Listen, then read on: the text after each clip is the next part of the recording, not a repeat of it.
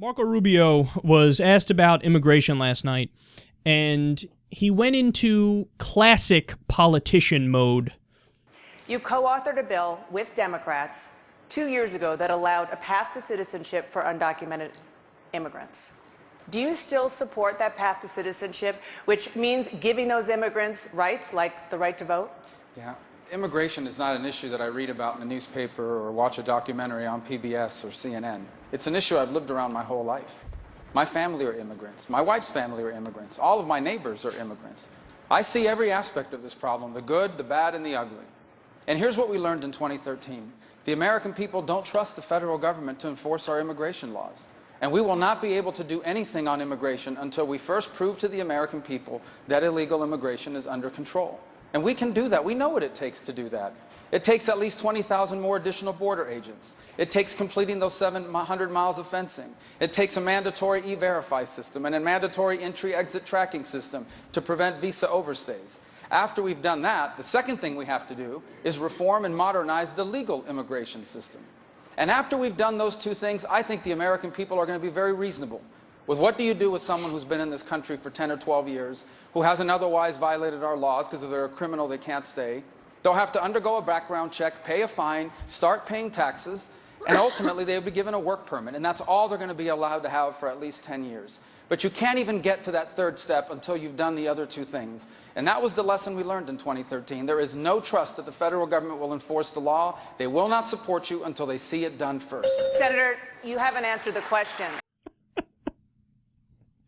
Oh, I love the way that ended. Do you support a path to citizenship? He's like, yeah, word salad. Throw the word salad at you. Words, things, stuff. Stuff. And then there, Senator, you haven't answered the question. All right, not many people know this story, but everybody should know this story because this tells you Marco Rubio's true colors more than anything else, okay? People don't know that Rubio literally proposed an immigration bill, and then when he got pressure from the far right on the fact that he proposed an immigration bill, he came out against his own bill. Oh, that's so gross and sad. Oh my God, you are the least principled politician in human history. I mean, you want to talk about a guy who's like, political winds, where are you blowing? Please tell me. I need to react accordingly to try to be a smarmy politician and save my career, even though it's so transparent to anybody who's paying attention. He also did the whole Sheldon Adelson, like, you know, oh my God, I'm so against gambling. It's so immoral. Ban internet gambling. Lindsey Graham and Marco Rubio were proposed stuff like that. Meanwhile, of course, Sheldon Adelson made all of his money from casinos. He made his money from gambling. He's like, it's immoral, ban it. But just ban it for them, not for me. Oh, I see what's happening. You're just trying to cut off your competition so you can make all the money. And these jackass politicians are your bitches. They're puppets.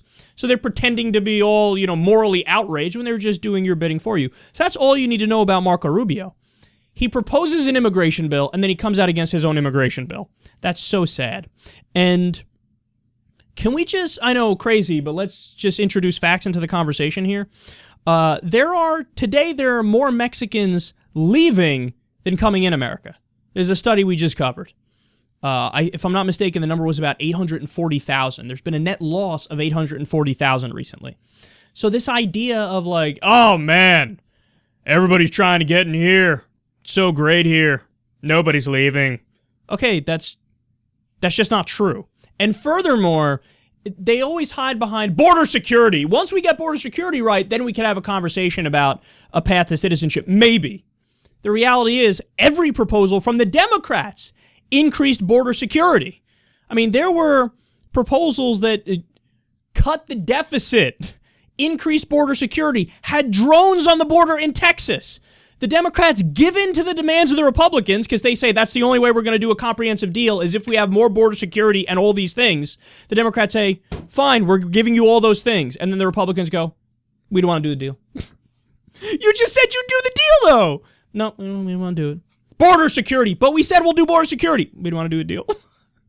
This is the Republican Party.